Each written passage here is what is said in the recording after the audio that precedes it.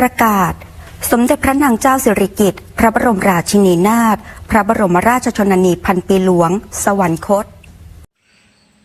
สบายดีพี่น้องสวัสดีค่ะพี่น้องจ้ามื้อนี้ก็มาพบพ่อกับซ่องมาดอนสาวตุกิคือเฒ่าเด้อมามื้อนี้ก็มาพ้อกันอยู่ในเฮือนเนาะพี่น้องเนาะเพิ่งจะพากันมาแต่เกี่ยวข้าวเนาะพี่น้องเนาะคือเกี่ยวเสร็จแล้วเรียบร้อยแล้วเนาะพี่น้องก็เกี่ยวแล้วแค่ให้ที่มันสุกหรือข้าวที่มันสุกเนาะพี่น้องเนาะคือยังอีก2สายพันธุ์เนาะพี่น้องเนาะคือมื้ออื่นนี่ก็จะพากันไปขนแล้วก็เตรียมตัวปั่นเนาะพี่น้องเนาะคือมื้อเช้านี้พี่น้องเช้าตุกก็เลื่อนหาข่าวปกตินั่นแหละพี่น้องแต่ว่าไปเห็นคลิปหนึ่งเนาะพี่น้องเนาะที่ทางข่าวประเทศไทยน่ะได้โพสต์ลงหรือได้เอาลงเนาะพี่น้องเนาะเป็นข่าวของพระพันปีหลวงแห่งประเทศไทยเนาะพี่น้องเนาะซึ่งเพิ่นก็ได้เสียชีวิตลงเนาะพี่น้องเนาะซึ่งเป็นข่าวที่ค่อนข้างสะเทือนใจแล้วก็ช็อกเนาะพี่น้องเนาะซึ่งสตุกเองก็เป็นคนลาวคนหนึ่งเนาะพี่น้องที่เข้าใจความรู้สึกนี้เนาะพี่น้องเนาะเข้าใจความรู้สึกการสูญเสียของคนไทยของประเทศไทยเนาะพี่น้องเนาะเพราะว่าพระพันปีหลวงนี่ก็เพิ่นก็เป็นดังแม่ของคนแบบว่าเป็นดังแม่ของคนไทยทั่วประเทศเนาะพี่น้องเนาะซึ่งคณะสตุกเองน่ะเป็นคนลาวเป็นแค่คนลาวที่รู้สึกแบบว่ารู้ข่าวการสูญเสียครั้งนี้น่ะสตุกยังสะเทือนใจเนาะพี่น้องเนาะซึ่งสตุกเองก็เข้าใจในความรู้สึกของคนไทยที่สูญเสียคนที่รักเท่าชีวิตเนาะพี่น้องเนาะซึ่งสตุกเองก็เป็นคนลาวคนหนึ่งเนาะพี่น้องที่เคยได้ไปทำมาหากินอยู่ที่ประเทศไทยเคยได้ไปเพิ่งใบบุญของพระพันปีหลวงเนาะพี่น้องเนาะซึ่งสตุกน่ะเป็นคนลาวที่ไปทำมาหากินอยู่ที่ประเทศไทยเป็นต่างดาวคนหนึ่งเนาะแต่ก็ได้รับโอกาสดีๆจากทางประเทศไทยหลายๆอย่างรับโอกาสดีๆจากทางกษัตริย์แห่งประเทศไทยหลายๆอย่างเนาะพี่น้องเนาะคืออย่างเช่นว่าเฮาเป็นต่างดาวแต่เฮามีสิทธิ์เท่าเทียมกับคนไทยแทบจะทุกเรื่องเนาะพี่น้องเนาะวันแรงงานเฮาก็ได้หยุดคือวันแม่วันพ่อเฮาก็ได้หยุดนะพี่น้องคือแบบว่าเป็นสิ่งที่ซาบซึ้งใจที่สุดที่สตุกได้ไปพบไปเจอเนาะพี่น้องเนาะซึ่งสตุกก็เคยเว้าในหลายๆคลิปว่าสตุกไปอยู่ที่ประเทศไทยนะสตุกมีความสุขแล้วก็มีความอบอุ่นในใจเนาะพี่น้องเนาะคือดังกับว่าอยู่บ้านหลังที่2เนาะพี่น้องเนาะเพราะว่าสตุกเองก็ได้ไปอยู่ก็เป็น10ปีเนาะพี่น้องเนาะซึ่งสตุกก็สัมผัสได้ว่าทางประเทศไทยน่ะมีความปลอดภัยหลายๆอย่างให้โอกาสคนต่างดาวหลายๆอย่างเพราะว่าเพิ่นมีทางมหากษัตริย์ที่รักประชาชนที่ห่วงใยประชาชนเนาะพี่น้องเนาะแล้วเพิ่นก็ยังเผื่อแผ่ความห่วงใยนั้นน่ะมาถึงต่างดาวคนต่างดาวคือจั่งคนลาวหรือหลายๆประเทศที่ได้ไปพึ่งใบบุญของพระพันปีหลวงหรือของกษัตริย์แห่งประเทศไทยทุกพระองค์เนาะพี่น้องเนาะซึ่งสตุกเองก็เห็นคลิปที่ทางพระพันปีหลวงเพิ่นได้เสียชีวิตก็เป็นสิ่งที่สะเทือนใจและก็เสียใจเนาะพี่น้องเนาะสตุกเองก็ขอแสดงความเสียใจคนไทยทุกคนเนาะพี่น้องเนาะที่สูญเสียคนที่รักในครั้งนี้ไปเนาะพี่น้องเนาะสตุกเองก็ขอแสดงความเสียใจนำทางคนไทยหลายๆคนเนาะพี่น้องเนาะขณะสตุกเองน่ะเป็นคนลาวสตุกยังสะเทือนใจถึงขนาดนี้เนาะพี่น้องเนาะมาพี่น้องเดี๋ยวเฮามาส่งข่าวทางนักข่าวเพิ่นได้ประกาศลงกันเนาะพี่น้องเนาะซึ่งสตุกฟังแล้วสตุกก็สะเทือนใจเนาะพี่น้องเนาะซึ่งสตุกเข้าใจความรู้สึกของคนไทยดีเนาะพี่น้องเนาะประกาศ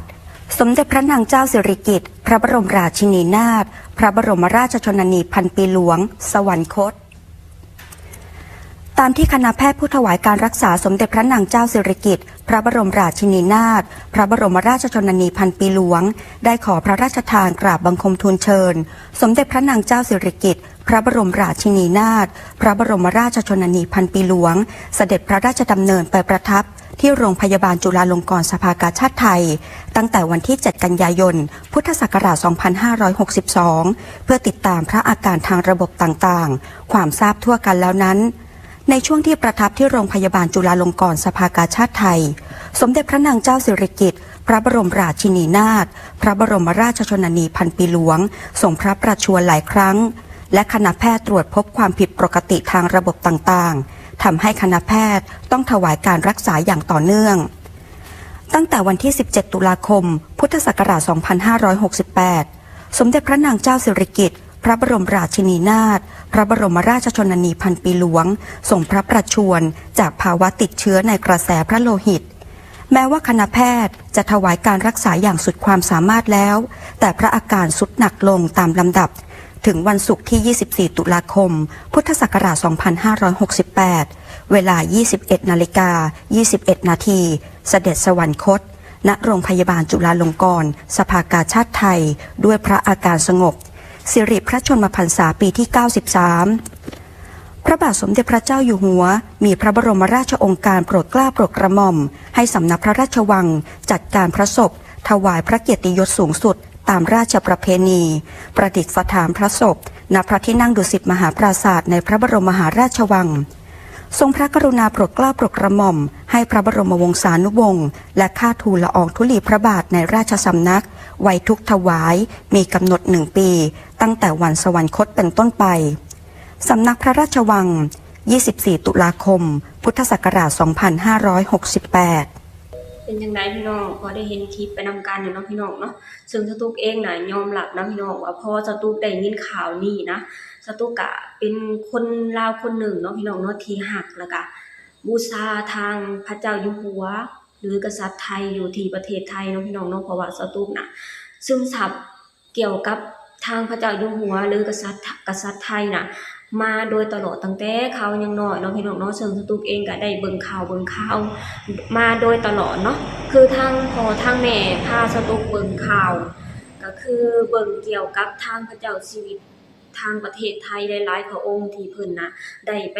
เยี่ยมเยือนทางประชาชนของพระองค์เนาะพี่น้องเนาะซึ่งเพิ่นก็ได้มีน้ำใจต่อประชาชนของพระองค์ดูแลประชาชนของพระองค์น่ะอย่างดีมาโดยตลอดซึ่งสตุ๊กเองสตุ๊กเบิ่งแล้วสตุ๊กก็ซึมซับเนาะซึ่งคือสตุ๊กน่ะเบิ่งมาตั้งแต่ยังน้อยๆนะพี่น้องแล้วพอสตุ๊กใหญ่ขึ้นมาสตุ๊กก็ได้ไปอยู่ที่พื้นแผ่นดินที่เพิ่นเป็น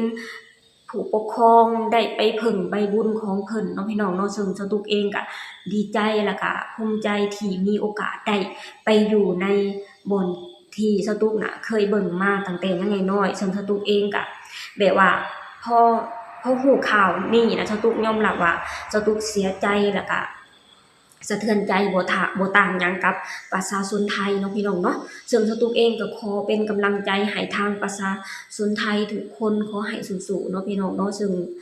สตุ๊กเชื่อได้เลยว่าทางคนลาวทั่วประเทศน่ะจะคอยเคียงข้างทางคนไทยอยู่ตลอดเวลาเพราะว่าตอนนี้สตุ๊กเชื่อได้เลยว่าทางหัวใจของคนไทยทั่วประเทศน่ะกำลังอ่อนแอแล้วก็กำลังเสียใจเนาะพี่น้องเนาะสตุ๊กก็เป็นคนลาวคนหนึ่งที่ติดตามข่าวของประเทศไทยมาโดยตลอดเนาะพี่น้องเนาะเห็นทั้งสุขเห็นทั้งทุกข์เนาะพี่น้องเนาะสตุ๊กพอได้เห็นข่าวที่มีความสุขสตุ๊กก็มีความสุขนำเนาะพี่น้องเนาะพอเห็นข่าวที่มีความทุกข์มีความเดือดร้อนสตุ๊กก็รู้สึกแบบว่าเป็นห่วงเป็นใยแล้วก็รู้สึกแบบว่าเป็นห่วงนะพี่น้องคือสตุ๊กนะรู้สึกแบบนี้จากหัวใจของสตุ๊กอีหลีจากหัวใจของแรงงานลาวคนหนึ่งที่เคยได้ไปเพิ่งใบบุญอยู่ที่ประเทศไทยเนาะพี่น้องเนาะจนชีวิตครอบครัวของสตุ๊กน่ะมีกินมีใช้เท่าทุกมื้อนี้เนาะพี่น้องเนาะซึ่งสตุ๊กเองก็ขอแสดงความเสียใจนำคนไทยทุกคนเนาะพี่น้องเนาะสตุ๊กก็ขอเป็นกำลังใจให้กับคนไทยทุกคนเนาะพี่น้องเนาะโอเคพี่น้องสำหรับคลิปนี้สตุ๊กก็จะขอจบลงเท่านี้ก่อนเนาะพี่น้องเนาะฝากให้พี่น้องช่วยกดไลค์กดแชร์กดติดตามให้ช่องบ่าวดอนสาวตุ๊กแหน่เด้อสบายดีสวัสดีค่ะ